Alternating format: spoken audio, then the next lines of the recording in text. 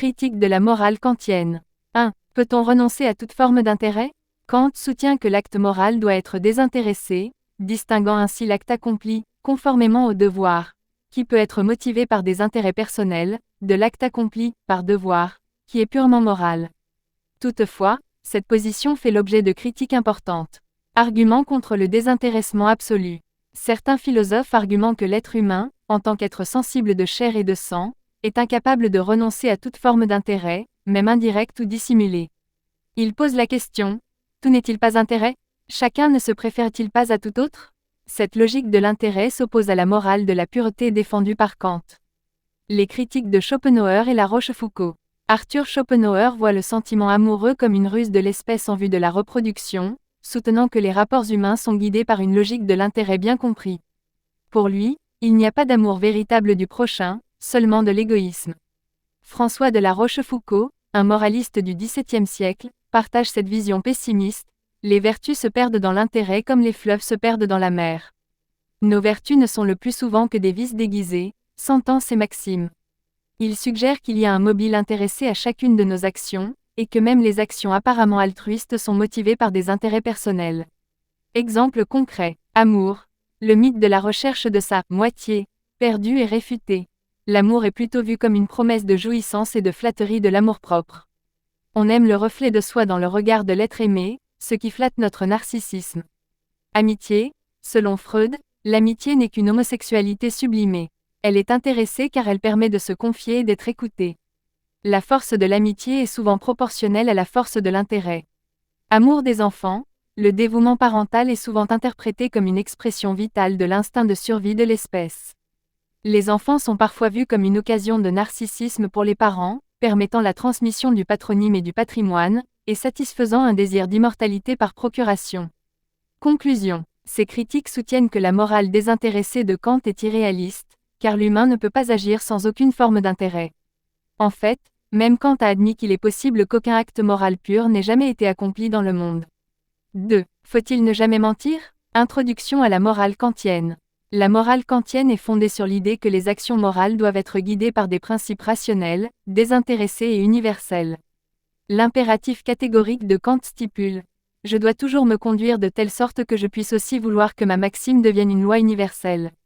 Pour Kant, cela signifie que certaines actions, comme mentir, ne peuvent jamais être justifiées, quelles que soient les circonstances, car elles ne pourraient pas être universalisées sans contradiction. La position de Kant sur le mensonge.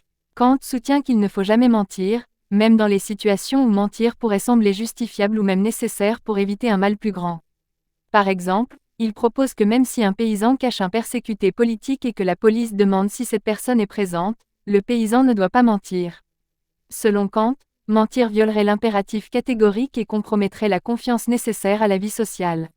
La critique de Benjamin Constant. Benjamin Constant, un philosophe du XIXe siècle, critique la position rigide de Kant sur le mensonge. Il argue que l'interdiction absolue de mentir est moralement inacceptable et peut entraîner des conséquences désastreuses. Constant propose une approche plus pragmatique et circonstancielle de la moralité, basée sur l'évaluation des conséquences de nos actions. Thèse de Benjamin Constant. La thèse de Benjamin Constant se concentre sur l'idée que la vérité n'est pas un absolu moral inconditionnel, mais qu'elle doit être évaluée en fonction de ses conséquences dans des situations particulières. Constant écrit: le principe moral qu'il est interdit de mentir, quelque danger qu'il y ait à dire la vérité, est donc aussi loin d'être absolu que le sont les principes les plus universellement respectés. Exemple de l'argument de Constant. Constant illustre son argument en utilisant l'exemple du mensonge pour protéger une personne innocente. Supposons qu'une personne innocente se réfugie chez vous pour échapper à des assassins. Si les assassins viennent à votre porte et demandent si cette personne se trouve chez vous, dire la vérité pourrait entraîner la mort de cette personne. Pour Constant, mentir dans cette situation est moralement justifiable, car le devoir de protéger une vie innocente l'emporte sur l'interdiction de mentir.